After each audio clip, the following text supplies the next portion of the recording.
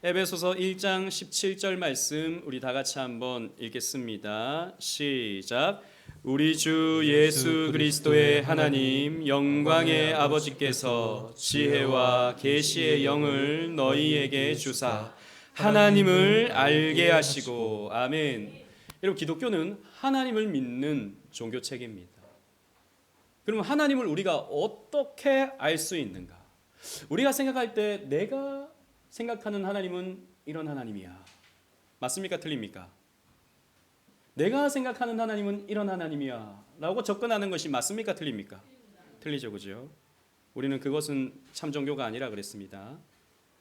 오늘 주시는 말씀에 영광의 아버지께서 지혜와 계시의 영을 너희에게 주셨다.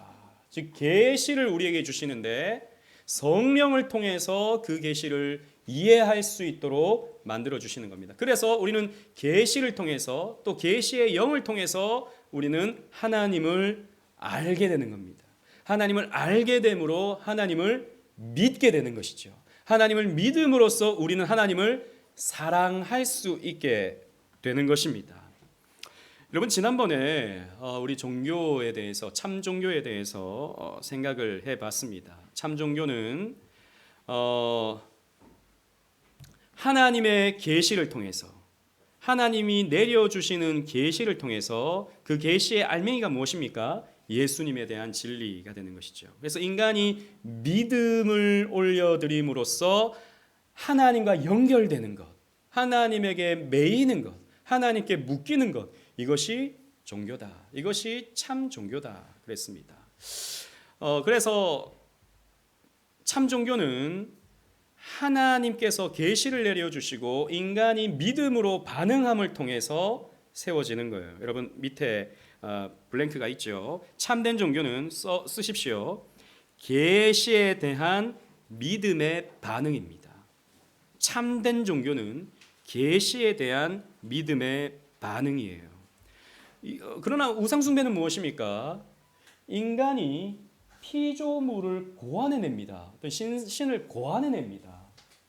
그리고 그 인간이 만들어낸 그 무언가를 숭배하는 것이죠.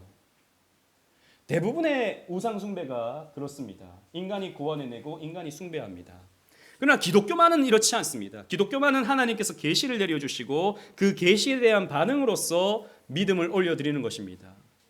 여러분, 불교 같은 경우에는요, 인간 스스로가 득도하는 것입니다. 인간이 진리를 본인 스스로가 깨우치는 것입니다. 고안하는 거예요. 그런 면에서 불교는 참 종교가 아닙니다. 이슬람교는 어떻습니까?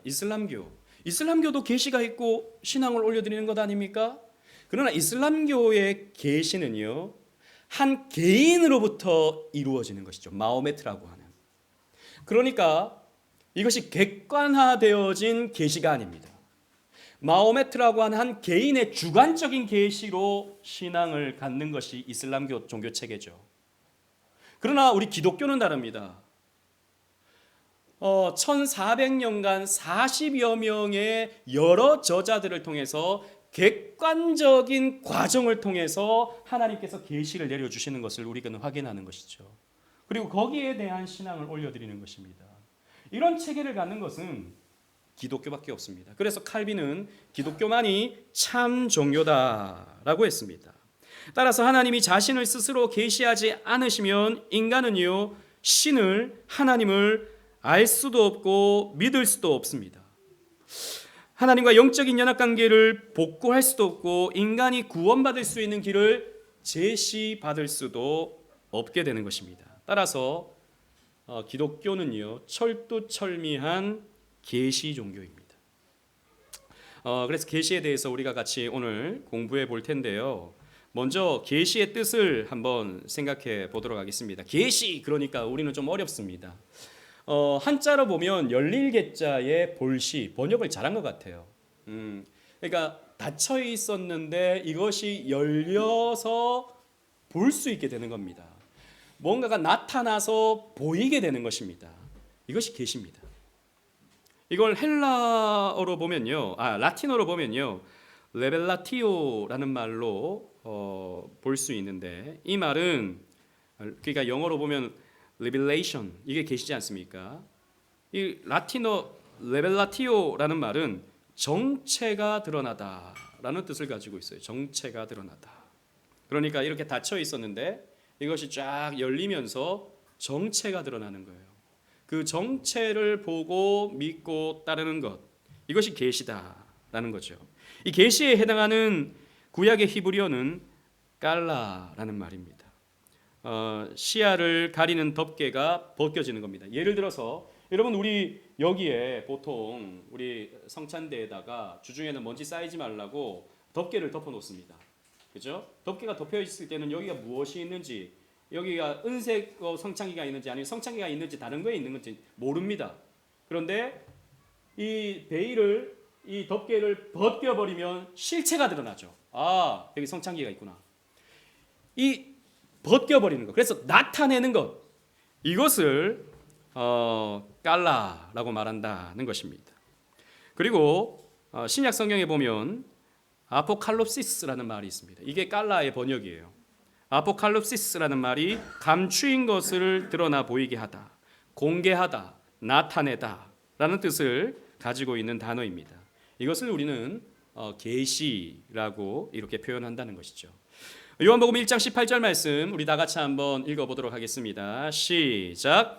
본래 하나님을 본 사람이 없으되 아버지 품속에 있는 독생하신 하나님이 나타내셨으니. 이 나타내셨으니라는 단어가 사실 아포칼립시스는 아닙니다. 헬러어로 보면. 그런데 보세요. 창세 때부터 예수님에 대한 예언이 계속해서 구약 시대에 이어집니다. 그죠? 우리 새가족반 할 때 우리 여인의 후손에 대해서 오늘 공부했었는데, 그 여인의 후손에 대해서 계속해서 성경은요 점진적인 확장을 통해서 보여줍니다. 그러다가 2000년 전에 예수님께서 때가 참에 이 땅에 오셨습니다. 그리고 그 메시아 되심을 나타내셨죠. 하나님의 영광을 예수님께서 드러내셨습니다. 이게 무엇입니까? 계시입니다. 계시적 의미가 있다라는 거죠. 따라서 계시란 하나님이 사람에게 자신을 어떻게 하는 일이겠습니까?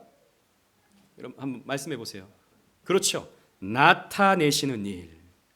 계시란 하나님이 사람에게 자신을 나타내시는 일이 바로 계시다라고 말할 수 있는 것입니다.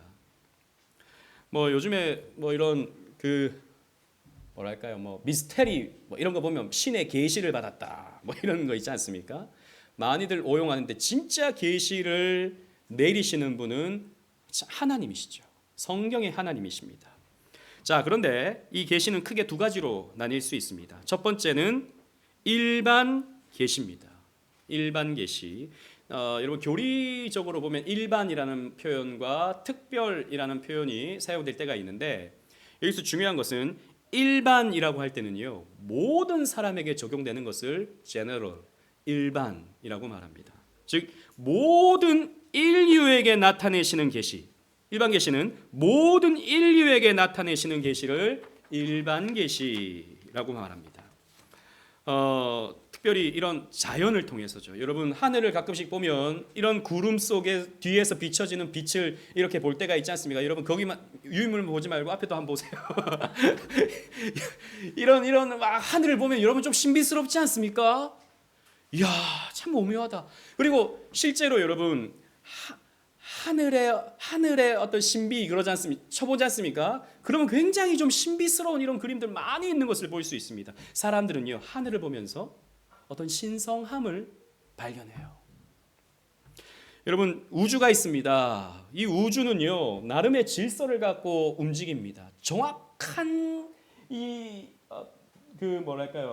노선에 따라서, 정확한 시간에 따라서 이 지구와 또 이 태양계 안에 있는 여러 행성들과 또 저 멀리 있는 별들이 정확한 질서에 맞춰서 우리가 지금 갖고 있는 이 스마트폰의 어떤 체계보다도 훨씬 더 질서 있게, 너무나도 복잡하지만 질서 있게 온 우주가 돌아가고 있다라는 것이죠. 이런 것을 생각하면 어떻게 이런 우주의 질서라는 것이 우연히 있을 수 있지, 그냥 존재할 수 있지? 여러분 생각해 보십시오. 여러분들이 바닷가를 거니는데 시계 하나가 떨어져 있다고 생각해 보십시오. 어떻게 이 바닷가에서 시계가 만들어질 수 있지? 째깍째깍 움직이는 시계가, 정확하게 움직이는 시계가 우연히, 그럴 수 없다는 거죠. 야, 그런 거 보면 이 우주라고 하는 것은 어떤 지적 존재에 의해서 설계된 것이 아닐까? 라고 사람들이 생각할 수 있다는 것입니다. 그래서 우리는 자연 만물을 통해서, 자연의 어떤 이치를 통해서 우리는 신성을 발견해요. 어떤 신성을 찾을 수 있습니다. 그래서 우리는 이런 자연을 통해서 하나님이 나타내시는 하나님의 창조와 하나님의 섭리와 하나님의 뜻을 발견할 수 있는 것을 자연 계시라고 하죠. 이 자연 계시는 일반 계시의 큰 어떤 한 부분입니다. 그리고 또 여러분 역사를 보십시오. 역사. 이 역사가 되어지는 일들을 보면서 우리는 어떤 신의 섭리를 발견할 때가 있습니다. 이건 그냥 일어날 수 없는 일이야. 어떻게 그 타이밍에, 정확한 그 타이밍에 어떤 사건이 일어나서 대한민국이 건국이 되고 대한민국이 이렇게 발전하고, 여기에는 뭔가 특별한 어떤 섭리가 있었어 라고 이렇게 생각할 때가 있는 것이죠. 이런 것이 여러분 일반 계시가 될 수 있는 것입니다. 역사를 통해서. 밑에 있는 시편 19편 1절 말씀 우리 다 같이 한번 읽어보도록 하겠습니다. 시작. 하늘이 하나님의 영광을 선포하고 궁창이 그 손으로 하신 일을 나타내는도다. 아멘. 자연 만물이, 하늘이 하나님의 영광을 선포하는 거예요. 그리고 이 자연 만물이 하나님의 하신 일을 나타내는 겁니다. 이 나타내다라는 말이 깔라입니다. 계시되었다. 하늘을 통해서 하나님의 창조와 섭리가 계시되었다라는 것이죠. 그래서 자연을 통해서 하나님이 나타내시기에 자연 계시라고 하기도 하고, 그 다음에 한자 있죠, 그죠? 한자 앞에 아까 말씀드렸던 역사 또 있습니다. 일반 계시는 인간의 마음을 통해서, 인간의 마음과 이성과 양심을 통해서 하나님이 하나님의 뜻을 나타내십니다. 즉 인간의 마음, 인간의 마음은 신비해요, 그죠? 인간의 이성, 하나님이 우리에게 이성을 주셔서 진리를 알아가게 합니다. 만유인력의 법칙, 이런 것은 하나의 사실이지 않습니까? true이지 않습니까? 우리는 이성을 통해서 그것을 발견하는 거예요. 하나님이 이 세상을 만드신 법칙들을 발견하는 겁니다. 또 양심을 통해서. 그래서 우리 모든 인류는요, 이것은 아프리카도 마찬가지입니다. 아프리카의 원시인도 마찬가지입니다. 사람을 죽이는 것을 부담스러워하고 그것을 죄스러워하죠. 왜냐? 인간에게는 하나님이 심겨놓은 양심이 있기 때문입니다. 양심을 통해서 하나님이요, 어떤 하나님의 뜻을 알도록 만들어 놓으셨어요. 그래서 로마서 2장 15절 말씀 보면 나중에 찾아보십시오. 율법이 없는 자들에게는 하나님이 무엇을 통해서 책임을 물으신다? 양심을 통해서. 그러니까 나는 하나님의 하자도 못 들어봤어 라고 하면서 나는 막 죄지어도 괜찮아, 나는 살인하지 말라는 계명을 못 들었어 라고 말해도 핑계가 되지 않는다는 겁니다. 하나님은 양심을 통해서 우리가 어떤 도덕적인 삶을 살아야 할지 가르쳐 주셨다는 거죠. 일반 계시를 통해서. 이건 모든 인류, 이건 모든 민족, 모든 나라에게 하나님이 다 베풀어 주시는 계시가 되는 겁니다. 그래서 하나님은 이 일반 계시를 통해서 스스로 창조주 되심과 섭리자이심을 계시하셨고, 그 속에서 날마다 자신을 나타내 보이시기 때문에 피조세계 안에서 하나님의 존재하심과 그의 영광의 광채를 인간은 발견할 수 있습니다. 그러므로 칼빈은 이런 표현을 썼습니다. 그러므로 인간은 종교의 씨앗을 가졌다. 써넣으십시오. 종교의, 나중에 시험을 볼까 이런 생각도 좀 있습니다. 반응이 안 좋네요. 나중에 우리 기말고사 한번 봐야겠다. 이 조직 신학 1등 하면은 냉장고는 못 드리고 뭘 좀 드릴까? 컵을 좀 드릴까? 이런 거. 예, 아무튼 칼빈의 표현입니다. 인간은 종교의 씨앗을 가졌다. 이 일반 계시가 있기 때문에 인간은 종교성을 가진다. 일반 계시를 인간만이 볼 수 있기 때문에 인간만이 또 종교의 씨앗을 가졌다. 라고 이렇게 말하는 거죠. 신성에 대한 자각을 갖는 거예요. 그래서 인간은 계속해서 어떤 신성에 대한 동경이 있으니까, 신적인 동경이 있으니까 계속 신을 찾아다니는 거예요. 계속 인간은 하나님을 스스로 찾지 못하니까 엉뚱한 것을 찾아서 숭배하고 있다는 것이죠. 그래서 아무리 단순하고 우둔한 사람이라도 하나님을 몰랐다고 변명할 수 없어요. 왜? 하나님의 일반 계시를 통해서 이미 당신을 드러내셨기 때문입니다. 나타내셨기 때문입니다. 자, 일반 계시의 필요성을 보면 첫 번째는 일반 계시는 하나님의 존재와 섭리, 뜻을 드러내심으로 유실론적 세계관을 갖게 만드십니다. 그래서 여러분 이런 철학의 문제는요, 서양 철학 특히 보면 동양 철학도 마찬가지입니다. 대부분의 철학은 논리적으로 어떤 인간의 존재에 대해서 생각할 때 궁극적으로 신에 다다를 수밖에 없어요.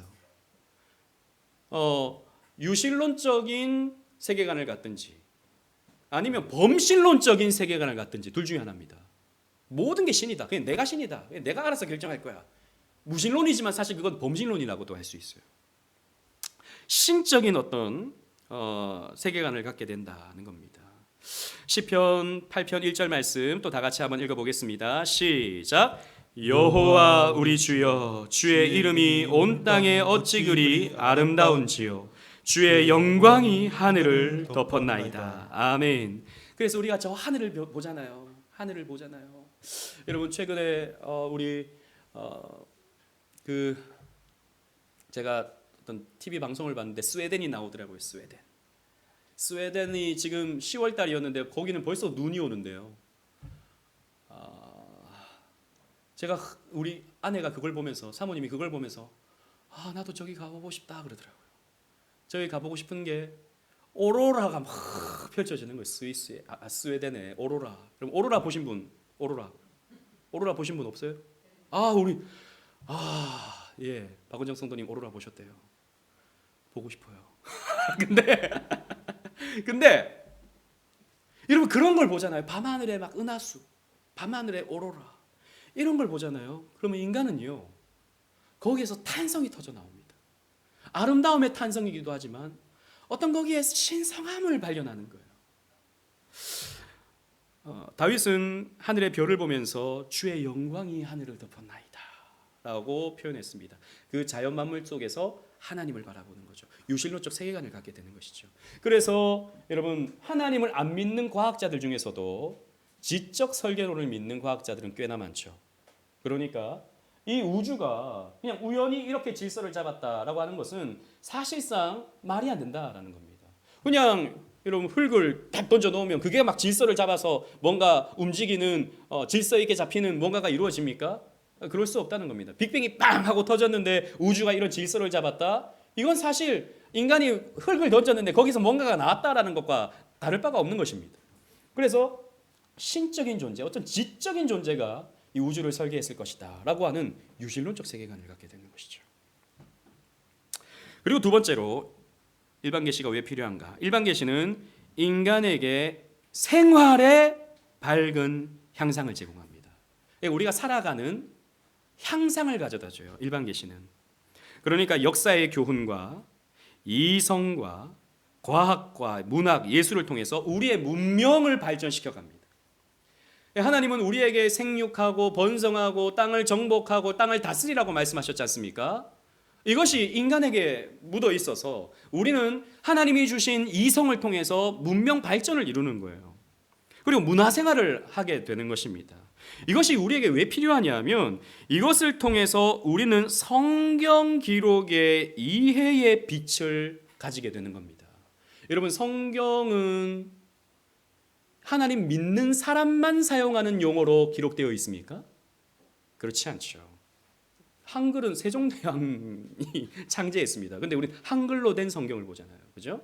그리고 한글의 문법을 사용해서 우리는 성경을 보지 않습니까?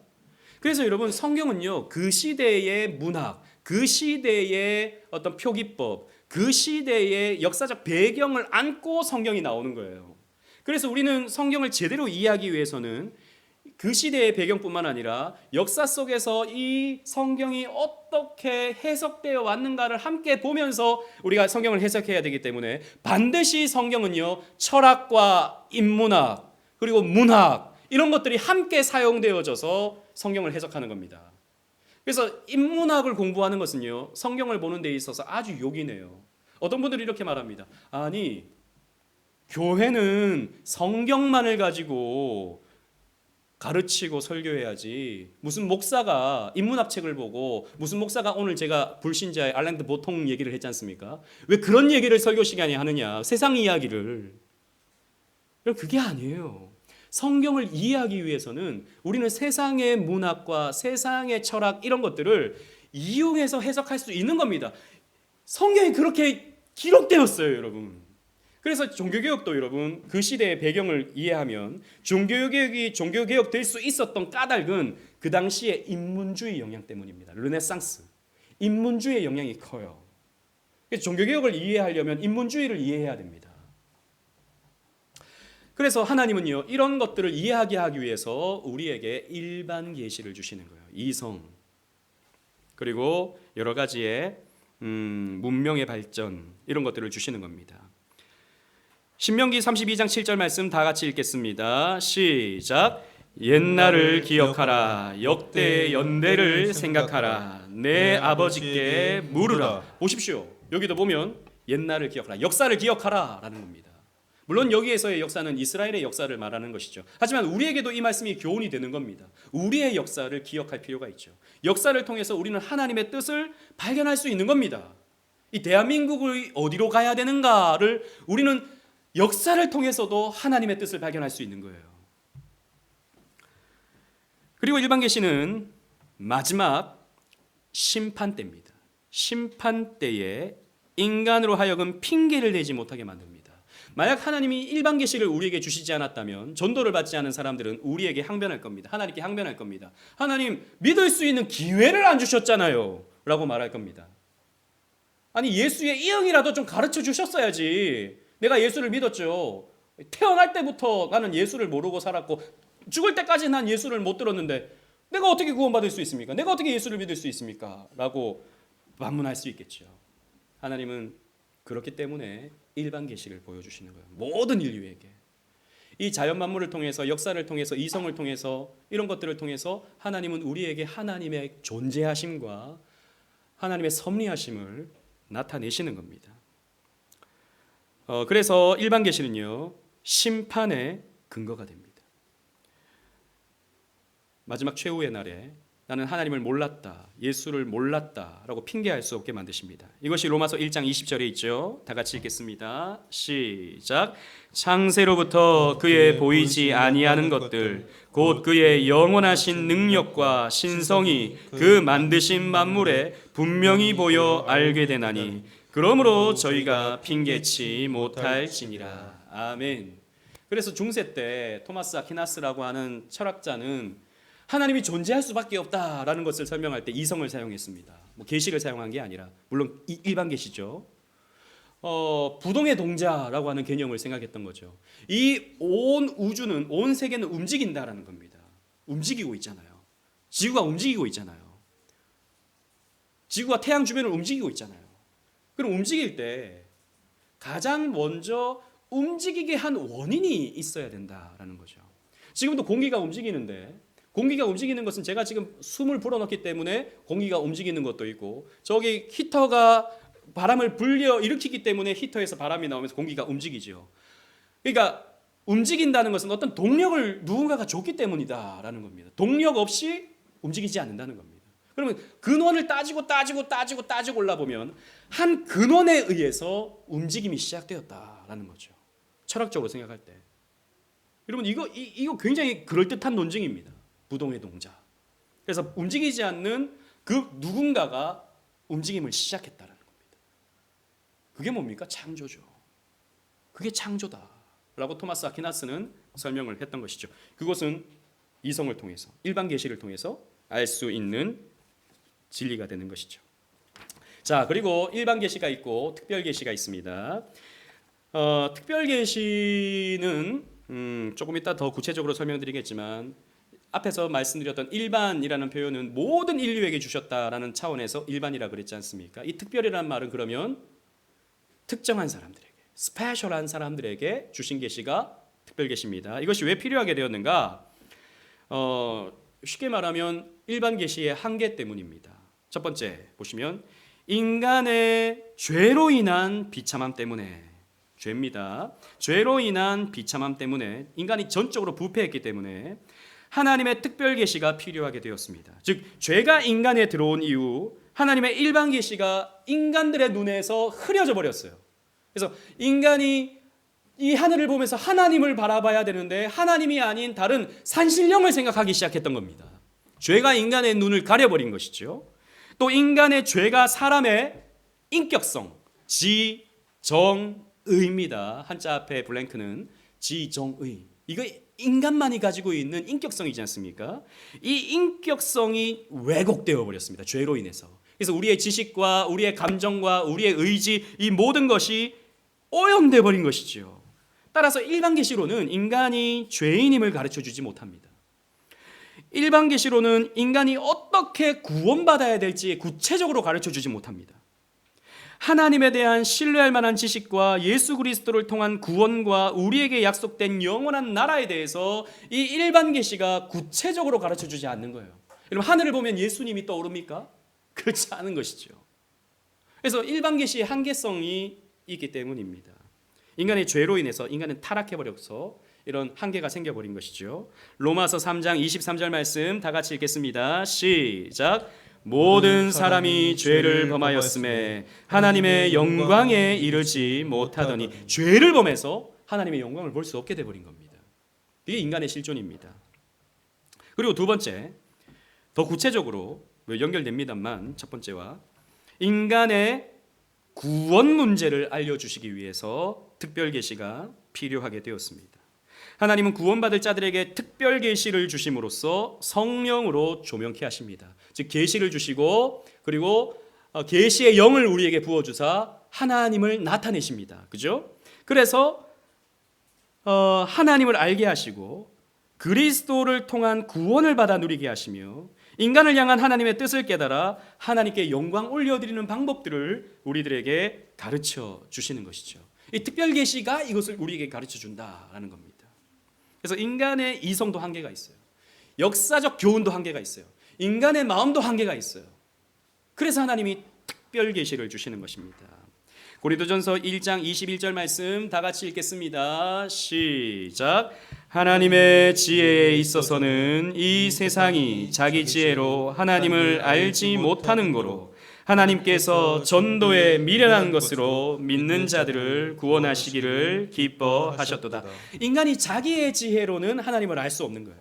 인간 스스로가 하나님을 찾을 수도 없는 거예요. 그래서 하나님이 전도라고 하는 개념, 즉 특별 계시를 선포하는 이 전도라고 하는 케루소, 선포라고 하는 방법을 통해서 사람들에게 구원의 길을 가르쳐 주시는 것입니다. 자, 그러면 특별 계시를 구체적으로 한번 생각해 보겠습니다. 특별 계시란 일반 계시와 대조해서 사용된 말로, 자, 어떤 사람이 들어가면 좋을까요? 틀려도 괜찮아요. 어떤 사람이 들어가면 좋을까요? 특별이잖아요. 예, 맞아요. 선택받은 사람. 그리고 특별한 사람. 특별한 사람, 선택받은 사람. 뭐 이래도 되고 둘 다 같은 의미입니다. 특별한 사람에게 주시는 계시예요. 즉 하나님이 구원받을 자를 하나님께서 계획해 놓으셨는데 그 사람들에게 특별 계시를 주는 겁니다. 그래서 하나님을 알게 하시고 예수를 알게 하시고 구원의 길을 알게 하시고 천국을 알게 하시는 거예요. 그래서 이 특별 계시는 어떻게 주시냐? 이 자연을 초월해서 주시는 겁니다. 자연을 초월해서. 그래서 초자연 계시라고 말하기도 하고요. 내용상으로는 무엇을 알려준다고요? 구원을 알려줍니다. 그래서 구원 계시라고 표현하기도 합니다. 초자연 계시, 구원 계시. 요한복음 5장 39절 다 같이 한번 읽어보도록 하겠습니다. 시작. 너희가 성경에서 영생을 얻는 줄 생각하고 성경을 상고하거니와 이 성경이 곧 내게 대하여 증거하는 것이로다. 아멘. 특별 계시의 핵심은 뭐냐? 구원입니다. 근데 구원이 어떻게 이루어지냐? 예수 그리스도를 통한 구원이죠. 그래서 특별 계시의 핵심은 뭐냐? 그리스도입니다. 예수 그리스도. 그래서 예수 그리스도가 우리의 구원의 주가 되신다라고 하는 것을 성경이 가르쳐 준다는 것입니다. 미리 결론부터 말씀드리면 성경이 곧 특별 계시인 것이죠. 자, 하나님이 이 특별 계시를 주실 때 어떻게 주셨는가? 하나님께서 자신을 나타내실 때, 계시하실 때 특별 계시의 방법에는 크게 세 가지가 있었습니다. 첫 번째, 하나님이 현현하시는 거예요. 두 번째는 이적을 나타내 보이시는 겁니다. 세 번째는 예언을 통해서 특별 계시를 나타내십니다. 이것이요. 우리는 개혁파 입장에서 성경을 보잖아요.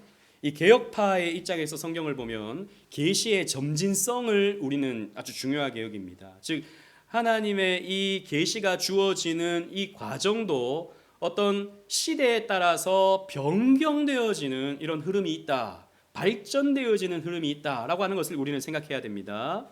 그래서 시대가 흘러가면서 현현에서 이적으로, 이적에서 예언으로, 예언에서 성경으로 발전되고 있다는 것을 우리는 기억할 필요가 있습니다. 이걸 생각하지 못하면 여전히 지금도 하나님이 나타난다고 생각합니다. 여전히 지금도 하나님이 이적을 우리에게 베풀어 준다고 생각합니다. 이걸 기억하지 못하면 여전히 하나님이 우리에게 예언의 말씀을 줘가지고 예언 잘하는 목사님, 예언 잘하는 권사님한테 가가지고 내년에 어떻게 되는지, 2025년에 내가 과연 이 사업에 성공하는지 이런 거 물어본다고요. 그런 게 아니다. 우리는 계시의 점진성을 볼 줄 알아야 된다는 겁니다. 자, 창조 시대 때 하나님은요 주로 현현하셨습니다. 창조 시대 때. 그래서 원시적 형태, 하나님의 현현은 주로 원시적 계시 형태로서 하나님이 직접 당신의 백성들을 찾아오신 계시의 형태입니다. 하나님께서 아담을 찾아오시죠. 아담아, 네가 어디 있느냐 물어보십니다. 그죠? 하나님이 직접 나타나십니다. 그리고 선악과를 따먹은 아담에게 이렇게 물으십니다. 내가 어찌하여 이렇게 하였느냐? 하나님이 직접 말씀하십니다. 그러면서 저들의 죄를 벌하시고 또 창세기 3장 15절, 우리 오늘 새가족반 내용 많이 나오는데 여인의 후손의 예언의 말씀도 주시는 것이죠. 직접 말씀해 주시는 것이죠. 여러분, 이렇게 하나님은요 이 창조 시대 때 노아라든지, 그리고 창조 시대가 끝나는 즈음에서 아브라함이라든지 이런 사람에게 하나님이 직접 나타나셔서 계시를 주시는 거예요. 노아야, 방주를 지어라. 아브라함아, 본토 친척 아비 집을 떠나라 라고 하는 직접적인 현현이 있는 것입니다. 이것이 그 시대의 특별 계시였어요. 그리고 두 번째로 이적이 있습니다. 이적, 가수 이적 말고. 죄송합니다. 분위기가 너무 깔아앉는 것 같아서 잠을 깨우려고. 이적은 주로 족장 시대 때 이루어지고, 그리고 또 출애굽 시대 때 결정적으로 이루어지죠. 이적이 가장 많이 등장하는 성경이 바로 출애굽기입니다. 하나님이 나타내시는 특별 계시의 방법입니다. 하나님이 어떻게 구원을 이루시는가를 눈으로 보여주죠. 홍해가 막 갈라집니다. 하늘에서 만나가 내립니다. 메추라기가 쏟아집니다. 반석에서 물이 터져 나옵니다. 이런 기적들, 이런 거 우리 봤으면 얼마나 좋을까? 얼마나 사람들이 하나님을 잘 믿을까? 생각이 들지만 그건 그 시대에 주시는 하나님의 특별 계시입니다. 오늘날 이런 거 여러분 우리가 추구하면 안 돼요. 그리고 세 번째로 예언입니다. 예언은 주로 왕정 시대 이후에 하나님께서 나타내신 특별 계시의 방법입니다. 그래서 여러분 이제 보시면 다윗, 솔로몬, 그리고 이제 솔로몬 이후에 분열 시대가 이루어지면서 많은 선지자들이 활동을 하기 시작합니다. 하나님이 그 시대에는, 왕정 시대 이후에는 선지자를 통해서 말씀해 주시는 거예요. 직접 말씀해 주시는 것이 아니라 선지자 예레미야가, 이사야가 하나님의 말씀을 있는 그대로 전하게 되는 것이죠. 그래서 하나님은 사무엘을 불러서 당신의 말씀을 맡기십니다. 이사야, 예레미야, 에스겔, 다니엘 이런 여러 선지자들을 세우셔서 선민 이스라엘을 향한 하나님의 구원의 계획을 전달하도록 하시죠. 예언자를 세우시는 겁니다. 선지자를 세우시는 겁니다. 그러다가 이제 교회 시대, 예수 그리스도를 통해서 교회 시대가 펼쳐집니다. 이 특별 계시는 하나님의 구원을 위해 필요한 것이므로 그 중심은 구원 사역이에요. 그래서 특별 계시는 곧 구원 계시기도 한데요. 이 구원 계시를 가장 구체화한 표현이 뭐냐? 성경이다라는 것입니다. 이 성경은 하나님의 특별 계시를 요약하고 정리하고 체계화시켜 놓은 하나님의 구원 계시다라는 것이죠. 그래서 우리는 교회 시대를 통해서 하나님의 특별 계시가 완성되었다라고 보는 것입니다. 성경, 그러니까 구원 계시를 가장 구체화한 표현이 바로 성경입니다. 성경. 하나님의 말씀으로서 성경이야말로 하나님의 특별한 계시의 책입니다. 여러분 보세요. 이 성경이 없다면 어떻게 되느냐? 우리는 오늘날에도 하나님과 직접 만나야 됩니다. 그런 사람들 있잖아요. 가끔씩 꿈에서 하나님을 만났더니 그 하나님이 약간 성가대 가운 같은 거 입고 나오셔가지고 수염도 이렇게 기시고, 그래서 너는 내가 때리려고 했는데 혼내려고 했는데 내가 너를 용서했다 라고 하면서 내년에 뭘 해라 라고 했다는 뭐 그런 이야기들 들어보지 않습니까? 그런 게 오늘날에도 필요한 거예요. 이 완성된 계시가 없으면. 아니면 기적이 우리에게 일어나야 되는 겁니다. 아니면 예언 잘하는 사람이 우리에게 필요한 겁니다. 하나님 그렇게 하지 않으십니다. 하나님은요, 하나님의 진리를 성경을 통해서 완벽하게 체계화시켜 놓으셨습니다. 여러분 그래서 참된 종교는 반드시 체계화된 경전이 필요합니다.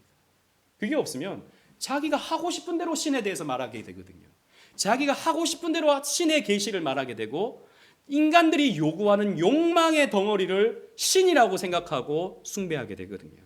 이게 무속신앙이 되어버리는 거 많은 것이죠. 아닙니다. 성경은, 계속 보시면 성경은 구속사 안에서 교회 시대에 주신 객관적인 계시입니다. 중요한 표현. 객관적인 계시입니다. 여러분, 하나님이 저에게 말씀하는 게 다르고 우리 김민주 성도님에게 말씀하시는 게 다릅니까? 저는 교회를 오래 다녔기 때문에 아주 더 많은 계시를 받았고, 우리 김민주 성도님에게는 요만큼의 계시를 주셨습니까? 아니요, 똑같습니다. 객관적인 계시입니다. 그래서 전 세계 어디를 가도 성경을 성경대로 믿는 교회는 똑같은 형태를 가집니다. 그죠? 이게 참 종교의 아주 중요한 기준입니다. 객관적인 계시고, 그리고 더 중요한 표현은 최종적인 계시입니다. 성경은 최종적인 계시. 성경 외에 다른 계시가 우리에게 필요합니까? 필요하지 않습니까? 필요 없습니다. 이건 너무너무 중요한 거예요. 다른 계시가 필요가 없다고요. 왜? 최종적인 계시로 교회 시대에는 성경을 주셨다라는 겁니다. 구속사의 진전에 따라서 기독교는 성경을 믿음과 생활의 유일한 법칙으로 삼는 거예요. 이거 웨스트민스터 신앙고백서에 있는 표현이죠. 우리는 성경을 믿음뿐만 아니라 우리의 삶, 생활의 유일한 법칙으로 삼습니다. 왜? 이게 계시기 때문에. 하나님의 계시기 때문에. 하나님이 우리에게 나타내신 하나님 자기 계시기 때문에. 그래서 이렇게 할 때 너희들이 구원받고 이렇게 함으로 너희들이 삶 속에서 복을 받는다라고 하는 것을 우리들에게 계시로 주신 것이 바로 이 신구약 66권 성경이다라는 것이죠. 아멘. 디모데후서 3장 15절 다 같이 읽겠습니다. 시작.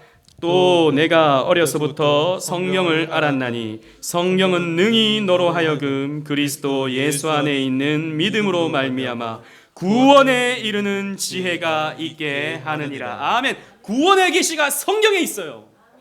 하나님의 특별 계시는 구원 계시인데 구원의 계시가 성경에 있다고요. 그런데 오늘날 무슨 우리가 기적이 필요합니까? 왜 사람이 죽으려고 하던 사람이 벌떡 일어나야 됩니까? 성경이 있는데.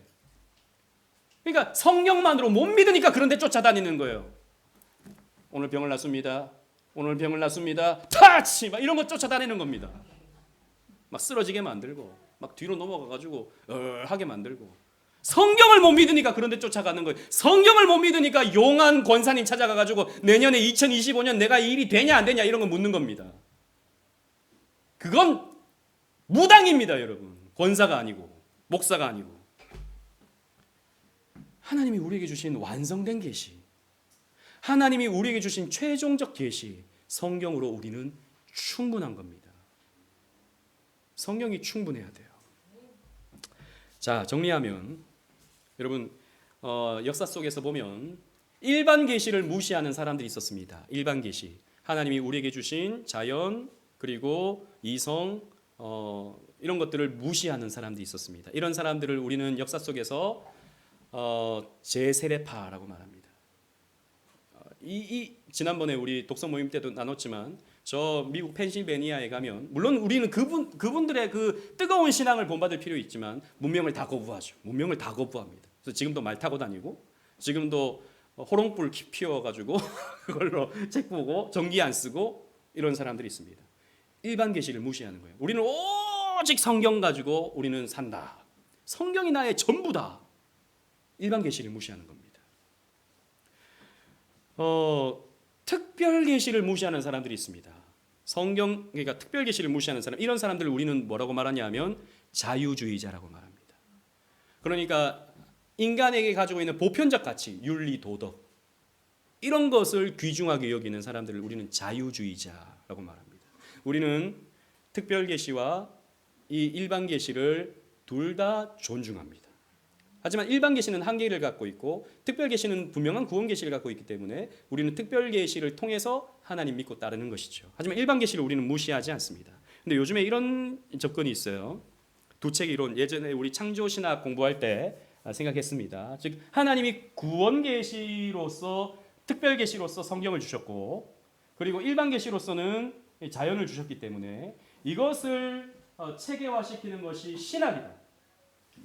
자연을 체계화시킨 것이 과학이다. 근데 이것도 하나님 주신 거고 이것도 하나님 주신 거기 때문에 신학과 과학은 서로 상충되지 않는다. 그래서 이것을 이렇게 하나로 모을 필요가 있다. 그런데 신학에서는 하나님이 이 세상을 창조했다라고 말하고 과학에서는 이 세계가 진화되었다라고 말하기 때문에 그러면 이것을 하나로 뭉치는 방법은 하나죠. 무엇이었습니까? 왜 이러십니까? 1년 안 됐는데 아직. 그렇죠. 유실론적 진화론이 되는 겁니다. 이걸 둘이 뭉쳐버리면. 그러니까 하나님이 진화라는 방법을 통해서 이 세계를 존재하게 했다라고 하는 이 결론에 다다르게 되죠. 여러분 맞습니까? 틀립니까? 그렇게 보는 게. 맞습니까? 틀립니까? 우리 올해 초에 공부했어요 이거. 그죠? 왜 틀리죠? 여러분 과학이 언제나 절대적으로 옳습니까? 이게 문제라는 거죠. 인간의 지성과 인간의 이성이 죄로 인해 오염되었다고요. 그런데 이 과학을 하나님이 주신 거라고 절대화시켜버리면 유실론적 진화론으로 가는 겁니다. 과학은 절대적이야. 물론 여러분 신학도 완전하진 않습니다. 신학도 인간이 하는 거기 때문에 우리는 최선을 찾는 과정일 뿐이지 신학도 언제나 옳지는 않습니다. 성경이 옳지 신학이 옳은 건 아니거든요. 이걸 여러분 잘 이해하셔야 됩니다. 이걸 뭉쳐버리면 안 되는 것이죠. 그래서 일반 계시와 특별 계시를 조화시키려고 하는 이런 관점은 상당히 위험해집니다. 그렇지 않은 것이죠. 나름 설득력 있는 주장이지만 이게 현대 교회의 아주 중요한 아젠다입니다. 그러면서 점점 교회의 어떤 신학은 과학에 이제 무릎을 꿇어버리는 것이죠. 그렇게 되면 안 된다라는 것입니다. 이런 특별 계시와 일반 계시를 이해할 때 우리는 조금 더 체계화된 생각을 할 수 있게 되고 또 이 계시에 대해서 우리는 조금 더 분명한 이해를 가질 수 있게 될 것입니다.